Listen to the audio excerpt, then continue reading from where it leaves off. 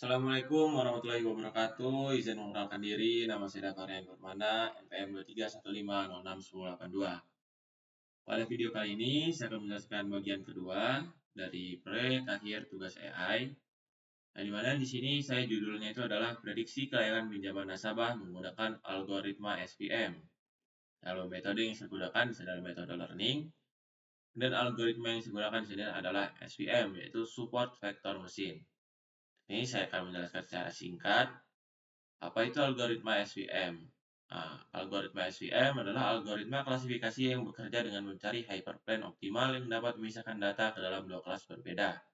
Dalam konteks ini, algoritma SVM digunakan untuk membedakan apakah pengajuan pinjaman dari seorang nasabah akan disetujui atau ditolak berdasarkan data karakteristik nasabah seperti jenis kelamin, status menikah, pendidikan, status pekerjaan, penghasilan, jumlah pinjaman, dan riwayat kredit. Lalu fungsi utama dari SVM dalam kasus ini adalah membentuk model prediktif yang mampu mengenali pola dari data pelatihan dan kemudian digunakan untuk memprediksi keputusan pinjaman pada data baru yang belum pernah dilihat sebelumnya. Dengan menggunakan SVM, sistem dapat membantu lembaga keuangan untuk melakukan evaluasi pinjaman secara otomatis dan akurat berdasarkan pengalaman historis yang telah dipelajari. Dan langsung saja kita ke bagian programnya. Pada bagian awal di sini, pada baris 1 sampai 7 ini terdapat impor berbagai pustaka yang dibutuhkan. Pandas digunakan untuk manipulasi data. Skitlearn menyediakan fungsi pemrosesan data dan algoritma SVM, serta Seaborn dan Matplotlib digunakan untuk visualisasi. Dan di sini pada baris 11 dan 14 hingga 14 terdapat dataset loan data CSV dibaca menggunakan PDRead CSV. Lalu hanya kolom relevan yang seperti jenis kelamin, status menikah, pendidikan, penghasilan, dan status pinjaman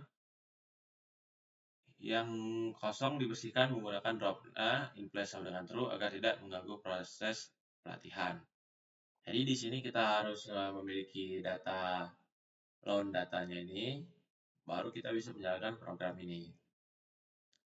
Kemudian pada baris selanjutnya, 17 hingga 19 ini, terdapat data kategorikal seperti gender dan merit dikodekan menjadi angka menggunakan label encoder. Karena algoritma machine learning tidak dapat bekerja langsung dengan data teks.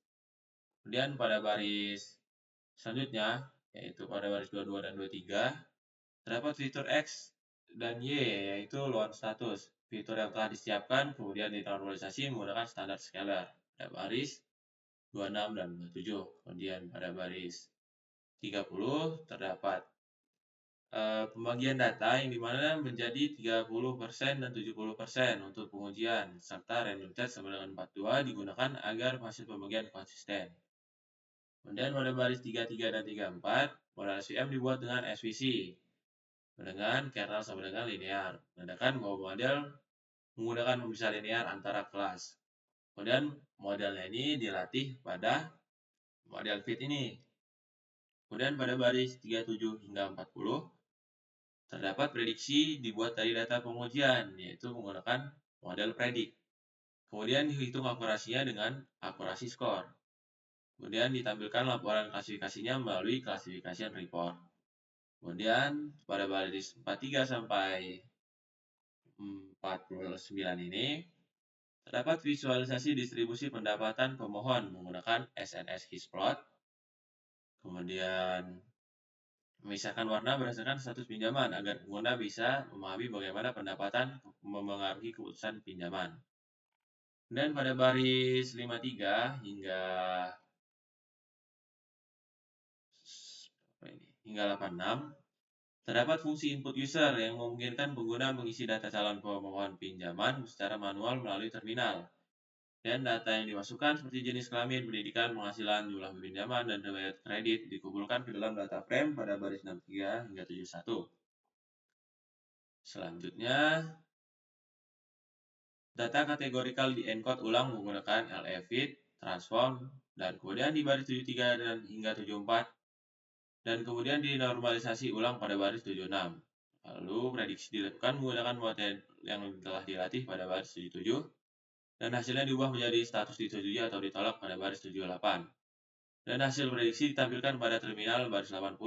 dan juga disimpan ke file CSV riwayat prediksi pinjaman CSV pada baris halaman 3 dengan mode append agar setiap prediksi tercatat. Kemudian pada baris terakhir 88/9 ini terdapat fungsi input user dipanggil sehingga program langsung meminta pengguna untuk memasukkan data baru saat dijalankan.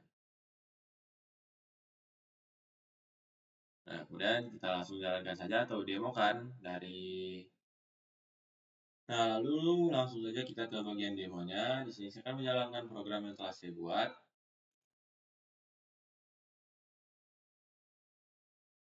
Nah, gambar yang ditampilkan ini merupakan hasil visualisasi histogram dari distribusi pendapatan pemohon terhadap status pinjaman dengan judul distribusi penghasilan versus status pinjaman.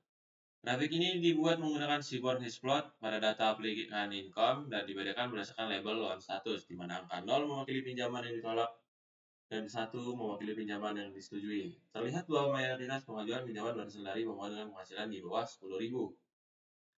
Dan dari kelompok bulan, sebagian besar pinjaman disetujui oleh warna oranye. Sebaliknya, meskipun ada pemohon dengan penghasilan tinggi, persentase pinjaman yang disetujui tidak meningkat secara signifikan. Pola ini menunjukkan bahwa keputusan pemberian pinjaman tidak semata-mata dipengaruhi oleh besar kecil pendapatan pemohon, tapi mungkin juga oleh faktor lain seperti riwayat kredit dan status pekerjaan. Grafik ini membantu memahami sebaran data dan menjadi referensi visual untuk menganalisis bagaimana variabel pendapatan berperan dalam klasifikasi pinjaman. Lalu sekian saja dari saya. Wassalamualaikum warahmatullahi wabarakatuh.